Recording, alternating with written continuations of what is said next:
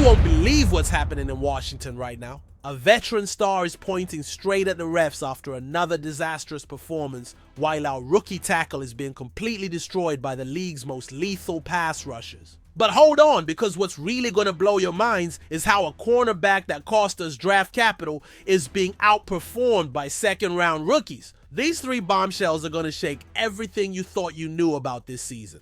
Subscribe now, because what you're about to hear will change your perspective on the future of this team forever. I'm going to tell you something that hurts, but that we need to face as a Commanders family. Marshawn Latimore isn't just destroying our defense from the inside. He's now got the audacity to blame the refs for his lousy performance against Green Bay. And this is just the tip of the iceberg in a situation that's become untenable. Listen to me carefully, because I'm going to break down exactly what's happening here. This man, who was supposedly going to be our defensive savior, has 10 penalties in just 7 games since arriving from New Orleans. 10 penalties! To put it in perspective, that's more penalties than games played. And after the absolute disaster on Thursday night against the Packers, he comes out and tells reporters the refs were unfair to him. They weren't penalties, and they missed a deep play when he pushed me, Latimore told Ben Standing after the game. Go watch the film. There's no way he created that much separation if I was there. Missed calls, called things they shouldn't have. I really don't think it was fair. It is what it is. We live to fight another day. Now I ask you this, do you really think a 9-year veteran, 4-time Pro Bowler should be whining about officiating decisions when he's consistently getting burned by receivers? Is this the leadership Adam Peters expected when he wagered part of the franchise's future? Let's talk real numbers here. Since arriving in Washington at last year's trade deadline, Latimore has been systematically attacked by every competent offense they faced. Against Tampa Bay in January, not only was he outdone by Mike Evans, he was humiliated to the point of being pulled from the game in the first half of a playoff match. For a cornerback brought in to be the solution, that moment should have been the wake-up call. Instead, it's become the trend. Thursday night against Green Bay was the latest indictment. Jordan Love and the offense didn't just test Latimore, they targeted him as the obvious weak link. And why wouldn't they? Every route seemed to invite a grab. Every contested ball ended with Latimore's hands on a jersey, and every flag pushed Washington deeper into frustration. The refs practically knew they were going to throw a flag his way before the snap. Here's the thing that really bugs me. Ryan Fowler from Rigo's Rag described it perfectly. It's one thing to lose a battle against an elite receiver. It's another to be so consistently reckless and desperate that the refs practically know they're going to throw a flag your way before the snap. That's exactly where Latimore is now. He's not dictating terms like a CB1, he's grabbing, reaching, hoping. Not what the Commanders wagered part of their future to get. I believe this is the fundamental issue Dan Quinn and his staff don't want to admit. Washington didn't need another average cornerback. They didn't need a specific role player for matchups. They needed someone who could travel with the opposing team's best receiver, take away half the field, and allow the defense to play with confidence even when the front four didn't collapse the pocket. That's what a true CB1 does. Look at Patrick Surtain Jr. or Sauce Gardner. Their success in coverage doesn't have to directly correlate with how much pressure the front creates. They line up against the man in front of them and erase them from the progression. That's what the elite do. It's what the Commanders thought Latimore could do. But as the weeks go by, the only person smiling who was involved in the deal is the Saints general manager, Mickey Loomis. The irony here is devastating, and this is what should really concern the fans. The Commanders already have the answers on their roster, just not where they expected. Jeremy Amos has already shown flashes. He's sticky, technically solid, and willing to compete without desperate grabs. Then there's Mike Sainristil.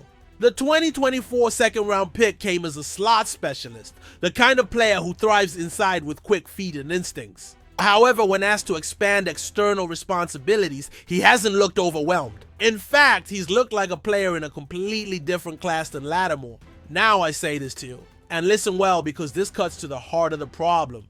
There's always a temptation with veterans to believe that the tide will turn, that the resume matters, that the guy you saw making Pro Bowls and shutting down elite receivers still exists somewhere in there. Washington seems stuck in that mode, with Latimore, giving him chance after chance, hoping he'll flip the switch. But every snap he remains on the field is an opportunity for opposing offenses to keep targeting him. Every week the leash remains that long. Washington risks torpedoing defensive drives. Not because the pass rush didn't get home, but because the cornerback they relied on to hold strong simply can't anymore. The question the Commanders should ask themselves is simple but brutal. How much longer can they justify putting Latimore out as their main cornerback? The answer is on the tape right now, and it can't be much longer. It can't be much longer.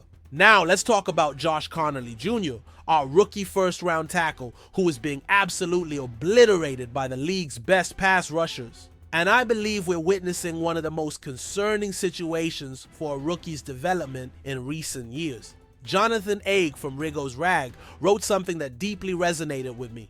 If it's true that what doesn't kill you makes you stronger, then Josh Connolly Jr. is going to be the fiercest player in the NFL very soon. But I ask you this, at what cost? Against Green Bay, this kid looked completely helpless against the Packers' dominant defensive front. But to his credit, he stayed in the game and fought to the end. However, that's not the metric we should use to measure the success of a rookie tackle protecting our future quarterback. Let's be specific about what happened on Thursday night. Whether it was Micah Parsons or Rashawn Gary lined up in front, the rookie really had no answers when the game mattered most. The bigger question for Dan Quinn, Cliff Kingsbury, and offensive line coach Bobby Johnson is whether Connolly has the resilience to bounce back from a rough start. Here's what deeply bothers me. Connolly seemed equally overwhelmed by Gary's bull rush and Parsons' speed moves. The Commanders tried to assist him with tight end and running back chips, but it didn't seem to help. The fact that Washington's best blocking tight end, John Bates, went out with an injury didn't help either. It got bad enough in the third quarter that Washington had to at least consider pulling the rookie. Andrew Wiley has started 29 games at right tackle for the Commanders over the past 2 seasons and has been on the bench. But Quinn and his staff seem to believe that baptism by fire is the best path forward. I get the philosophy to an extent. Connolly is still very young. He's playing a new position. He'll gain experience and get physically stronger. His first 2 games were against some of the best defensive linemen on the planet. If he can weather this storm, he should come out of it a better player. But here's the thing that deeply concerns me as someone who has followed this team for decades. Washington's entire offense was terrible on Thursday Night Football. Connolly wasn't good, but he was far from alone. The rest of the offensive line, including veteran star Laramie Tunsil, struggled quite a bit with Green Bay's defense. Austin Eckler had some valiant runs before suffering an Achilles injury late in the game. Zach Ertz found the end zone. Deebo Samuel Sr. did as well. Nobody else did much of note. Jaden Daniels never looked comfortable, but most of Daniels' struggles can be directly tied to how much pressure he was under. With no running game to speak of, Washington's dependency on passing became clear. With Parsons, Gary, and the rest of the Packers' defensive line constantly pushing the pocket, the quarterback had to release the ball quickly. The Packers secondary realized there wouldn't be much time for Washington to look deep, so they crowded the short passes. It left very little room for the dynamic signal caller. Here's where I think the situation becomes really problematic. Every sack Daniels takes due to Connolly's poor protection is a hit he doesn't need to take in his rookie season. Every time he has to throw the ball too early because his right protection is a sieve, we're potentially compromising his long-term development. The question for Quinn at this point is brutally simple but critical. How long can the Commanders afford to wait for their rookie to stop playing like a rookie? I believe there's a fine line between developing a young player and endangering the franchise's future. Daniels is the most promising quarterback we've had in Washington in decades. Every play we unnecessarily expose him due to poor protection is a play that could harm his confidence, mechanics, or worse yet, his health. Wiley may not be the long-term answer, but he has experience. He's played in high-pressure situations. He knows how to adjust when things get tough. While Connolly learns on the job, shouldn't we be giving him all the tools to succeed? The reality is we're asking a rookie to protect another rookie against some of the world's best pass rushers. That's a recipe for disaster if we don't handle the situation correctly.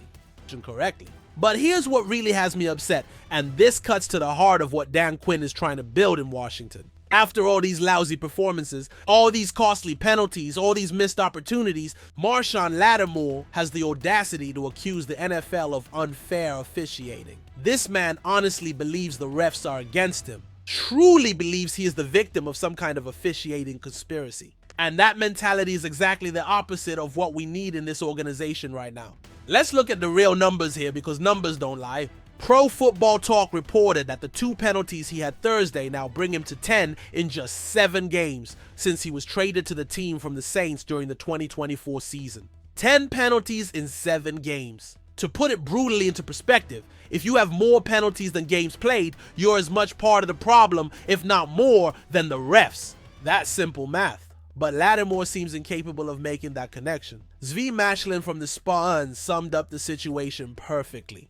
It was a tough night at Lambeau Field for the Commanders as the Packers smothered them defensively while controlling them offensively in a 27-18 victory that felt a bit more lopsided than the final score would suggest. But what annoys me is that Washington was penalized 5 times for 30 yards in their Thursday night football loss to the Packers. Curiously, Green Bay was penalized twice as much for more than twice the yards. But Green Bay was simply far more efficient offensively, that their penalties weren't felt nearly as impactful. That tells me everything I need to know about discipline and execution. When your team is struggling to move the ball, every penalty is magnified. When you're playing from behind, every flag feels like a stab in the heart. And here's Latimore directly contributing to that frustration and then having the audacity to blame the officials for doing their job. The refs aren't out there grabbing jerseys. The refs aren't out there being late to plays. The refs aren't out there getting beaten by receivers and then committing panic-induced pass interference penalties. I believe this victim mentality is a cancer to the locker room. When you have a supposedly leading veteran blaming external forces for his own failures, what message does that send to younger players? Mike Sainristil is out there playing with solid technique, competing without resorting to desperate grabs. Jeremy Amos is showing the poise of a veteran despite being a rookie. These guys are taking responsibility for their mistakes and getting better every week. Meanwhile, Latimore is out there blaming refs for penalties he clearly committed. He's creating excuses instead of finding solutions. He's undermining exactly the type of culture Quinn has been trying to build since he arrived. The question the Commanders need to ask themselves is simple. Is this the type of leadership they want in their locker room? Is this the kind of example they want younger players to follow? Because let me tell you something about real leadership in the NFL. Real leaders take responsibility when things go wrong. Real leaders find ways to improve instead of finding excuses. Real leaders elevate everyone's game around them instead of dragging it down with drama and blame games. Latimore is doing exactly the opposite of all that. And as long as he continues doing it, he's going to be an anchor around this defense and this organization's neck. The brutal reality is that a team that prides itself on building toughness and establishing a new culture under new leadership cannot continue, allowing a supposed cornerstone piece to undermine the very identity it's trying to create.